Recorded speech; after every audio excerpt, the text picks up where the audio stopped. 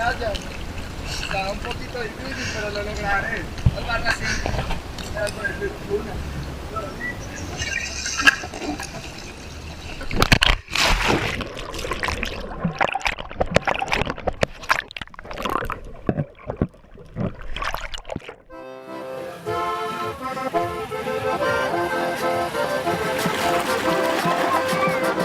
There are places on earth that surprise through their simplicity, that delight one's sense of smell with its fresh, clean smells. Places where your view is drawn to the spectacular sights of nature, far away from the frenetic rhythm of the cities. The natural beauty of these humble villages that open their doors so that one can appreciate other realities, other wisdoms, animals that we've forgotten to know because we have fled to the alleged security of the big cities. The people who live here in this northern coastal region of Colombia are, in a broad sense of the word, fortunate. Their culture is quite diverse, indigenous and African, and the mixes in between. In a fierce land where men learned the hard labor of working the land and taking advantage of the sea. The native villages dominated the art of braiding a thin, fibrous reed, arrow cane. They learned to braid it to make the world-renowned Colombian-turned hat. Here, life still allows for men to learn from the land, and life requires a different speed.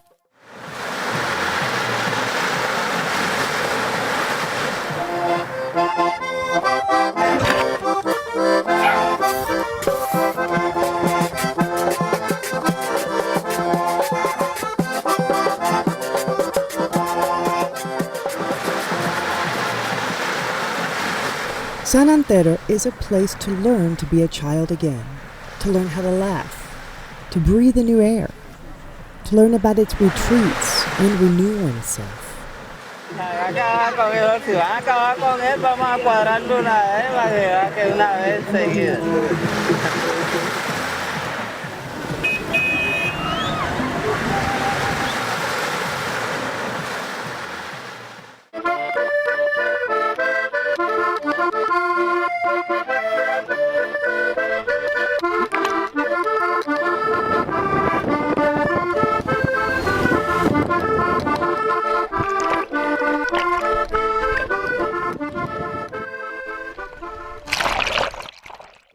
Right now, we're in front of the ocean, Playa Blanca, the ocean.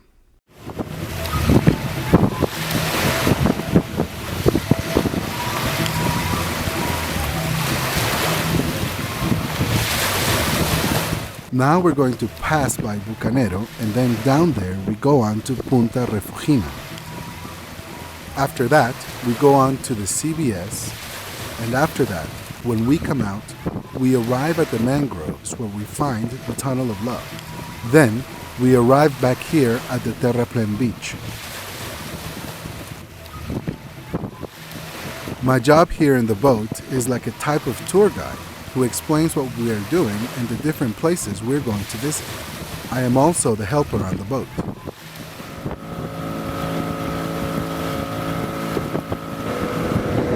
Here, one can breathe. We look at nature and one feels a clean environment.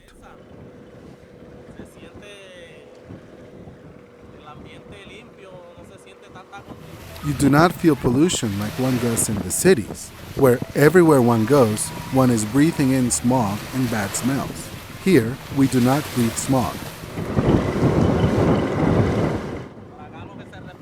Here, what one smells is a clean environment. There are ways here that one earns a living with the smallest input, whatever job.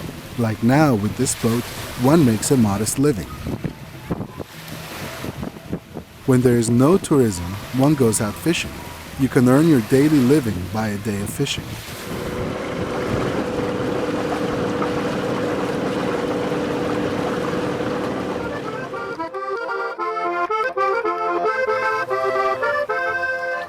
I'm here in the CBS with a friend with whom we are running a foundation to raise crocodiles. Before we started this project, we hunted them. Now, we are helping to conserve them. We also work with the albino sea turtle and the red-footed tortoises to help in their conservation too.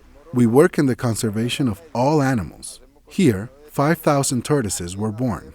Of the 5,000, 3 albino tortoises were born, which we have in captivity. This is one of the few times that albinism has been seen in wild tortoises.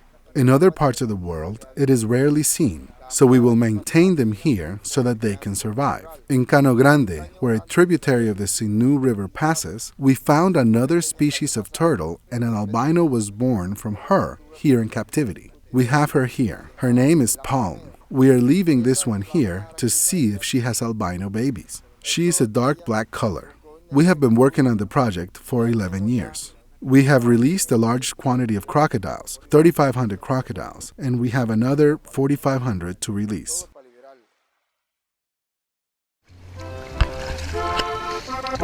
We are touring a unique location in Colombia, San Antero. Only a few years ago, the men here used to hunt crocodiles in order to sell them into the illegal market for exotic animals. But they realized in time that they were hurting the ecosystem and the animals. Now they are part of an animal conservation project. Here, we are known as the Crocodile Men because before we were crocodile hunters, but now we help in the conservation of all the animals in this ecosystem. CBS and the government help us with the netting, the food, and the tourists also help with donations. We don't earn any wages here. What we hope to do here is so that children today and tomorrow come here and they realize they can't go about killing animals, but that they must help care for them because they're on their way to extinction, as we have seen with other species. In the world, there are 26 species of crocodile. Here in San Antero, they are working to conserve the American crocodile. This one here can grow up to 5 meters long. It is not every day that one has the chance to take their picture with the real crocodile. This is the Caimán de Aguja, or American crocodile. It opens its mouth to regulate its body temperature because they are cold-blooded reptiles. I put this little band here when visitors come. He has fangs, and when people see him with his mouth open, he's regulating his temperature, but people think he's going to bite them and attack them. So I put this little band here. And how do the crocodiles act with this? You see, I'll put him up here on my neck, and see, he doesn't do anything. These people are protecting the animals they once hunted. Now, in this conservation center, they have 5,000 turtles and 4,500 crocodiles, which they release into the wild and monitor in their natural habitat. The efforts that have been made in San Antero are an example in sustainability.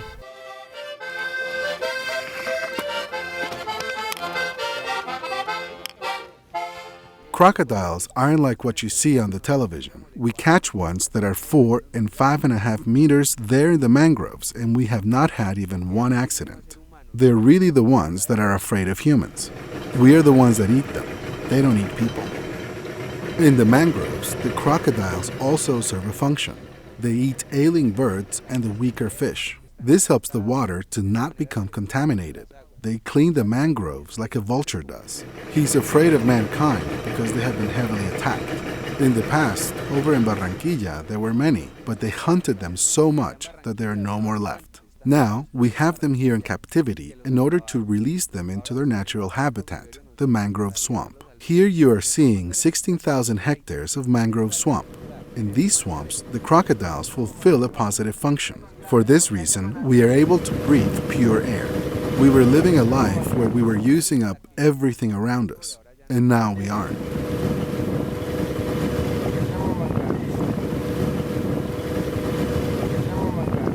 We go do talks with children, go to the schools and talk with visitors, and this has improved our lives. We are visiting these mangrove swamp zones with tourists because it is a huge forest in there.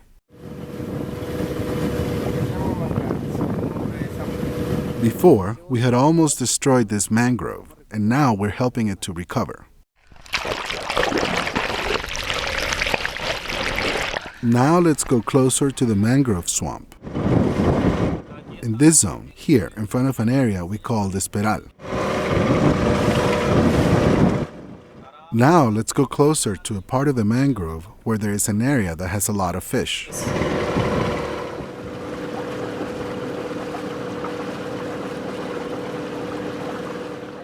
Right now, we are entering the mangroves in order to get to know them better. This is a young swamp here in the Cispata Bay. It is because a long time ago, the Sinú River opened into the sea here. Now, the mouth of the river is at Tinajon, another area far from here. So right now, we are going to enter into an inlet called Remedia Pobre.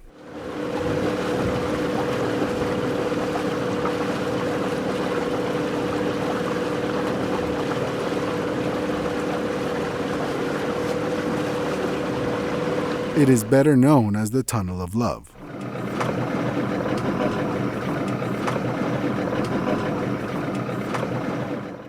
Well, it is a name that was made up to make people laugh, to bring more attention to the inlet.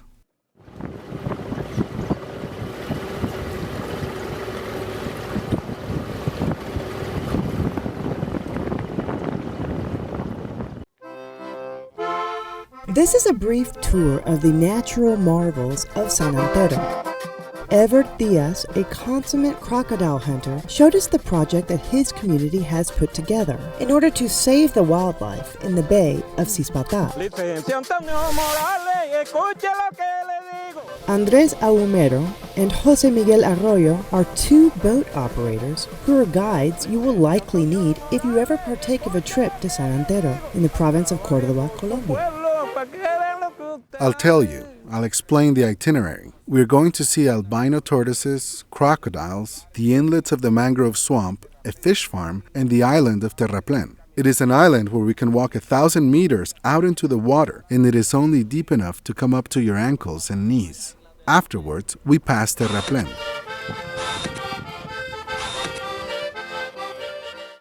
San Antero is a marvelous place. It is totally calm with tranquil people. Good people who will attend to visitors as if they were on their own homes. San Antero is a municipality that is on the edge of the Caribbean Sea. This is the province of Cordoba, Colombia. San Antero is one of the municipalities that has nice beaches and beautiful places so that people can come and refresh a bit.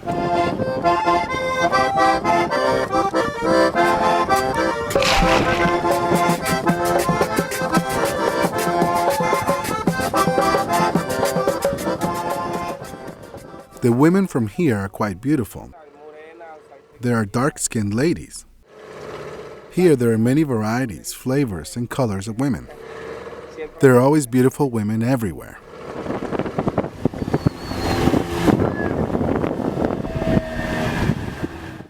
The people of San Antero are very kind and always attentive to foreigners who are here visiting.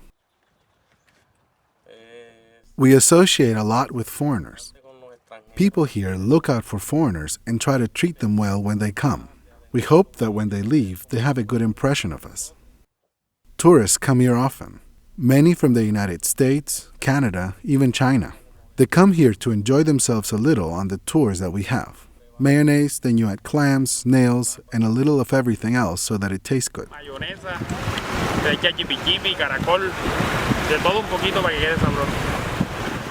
Tourists think that the people here are great,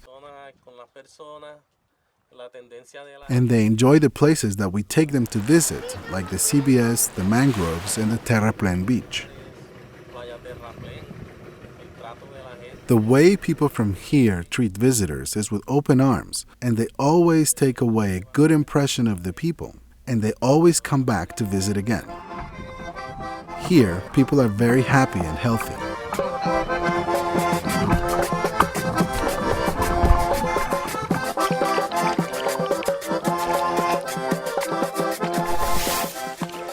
Whenever someone gets up out of bed here, even if it is in the patio of his house, he is breathing clean air.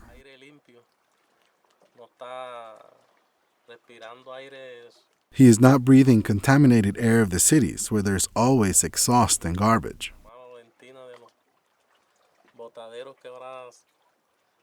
Where the television is constantly showing the sicknesses that are out there in the cities. Here, one does not hardly see these types of sicknesses. San Antero is a place of pleasant days. One can go kayaking for hours, or if you're looking for more excitement, you can ride on the worm, as they call it here in Colombia, on this inflatable tube. This is a nice place to visit for its people, for the food, and for the wildlife. When one's senses indulge in this place, you will not want to leave.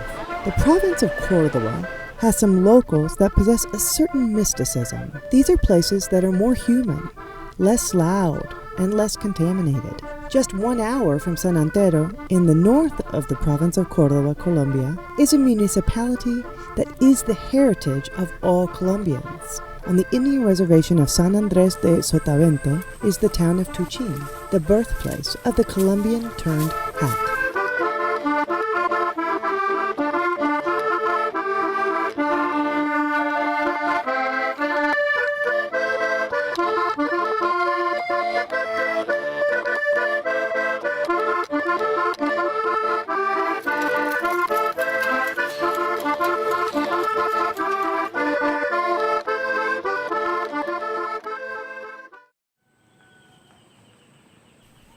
This is the town of Colombia's national turned hat, the town of Tuchin. With close to 33,000 people living here, the people of Tuchin work with arrow cane reeds to create the hand-woven braid. Adults teach it to their children from a young age.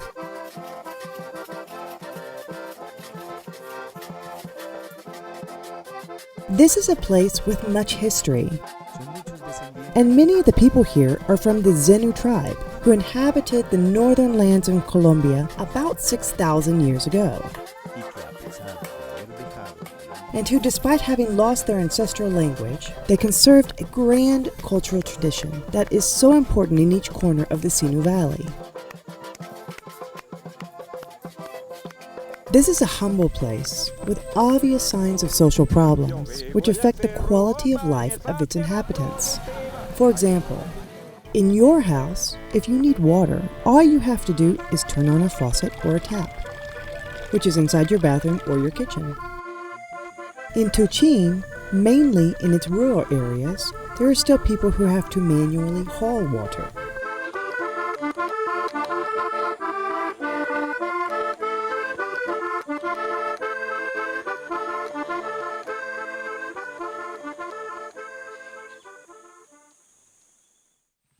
Places like Tuchin teach us the most about life.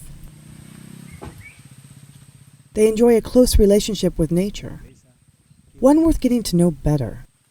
It is a young municipality, but among its inhabitants is a formidable skill acquired over generations of master farmers and artisans who populated the Colombian Caribbean coastline.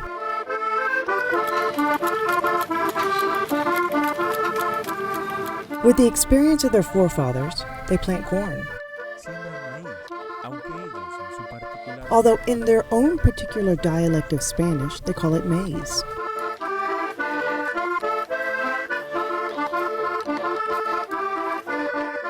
They also cultivate a type of yam, cassava, and the basic material for their hats, the arrow cane.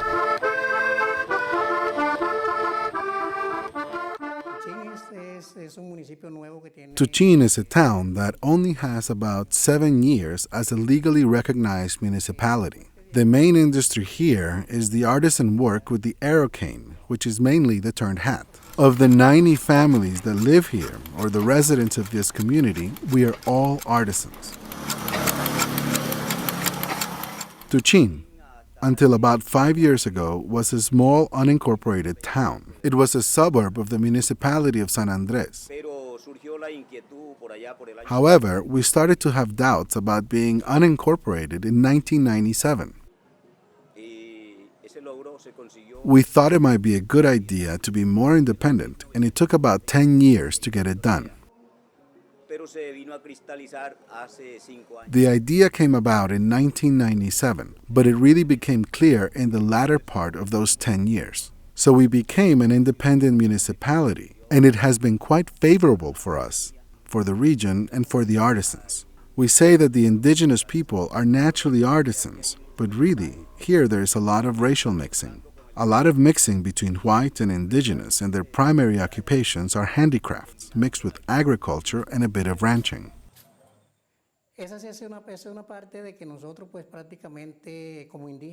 But this has always been a part of us, a practical aspect of the indigenous people. Perhaps we're losing our cultural identity in this because we have lost many things. For example, our native language.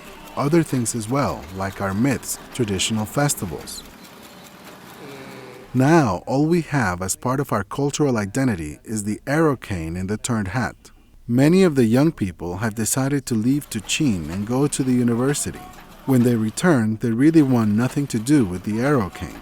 They say that it is not a profitable business because it doesn't earn a lot and it has not given us anything since the beginning.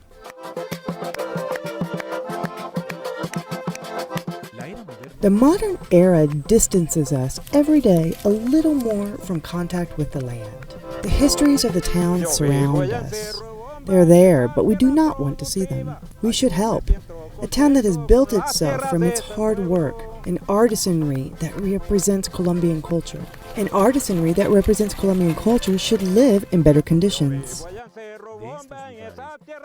From these places, we should take away valuable experiences and help them construct a better panorama for those who are just beginning to grow, so that they have better opportunities.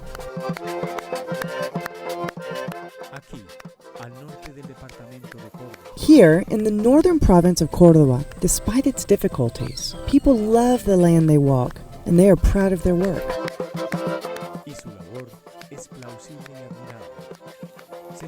Their labor is plausible and admirable. They grow up every day braving the climate and lack. Despite the adversities to continue working, which aren't few, they try to keep moving forward.